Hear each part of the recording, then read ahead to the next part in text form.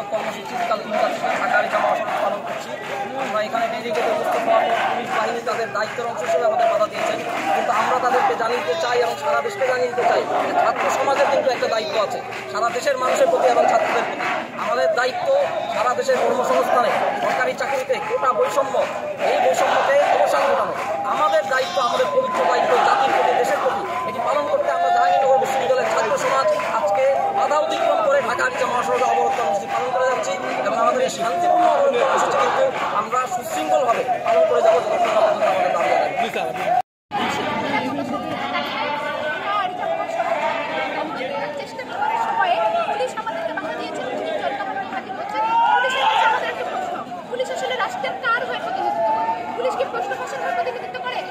সাধারণ জনতা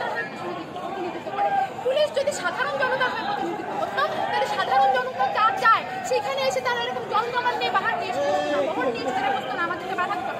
গতকাল হাইকোর্ট রায় স্থগিত করেছে, অর্থাৎ আমাদের আন্দোলন দমাবার চেষ্টা করেছে এবং আমাদের দাবি সুস্পষ্ট করে আমরা বলেছি যতদিন না পর্যন্ত আমাদের দাবি মানানো হয়, অর্থাৎ সর্বোচ্চ 5% কোটা বহাল রেখে যদি কোটা সংস্কার না করা হয় তবে আমাদের আন্দোলন চলবে।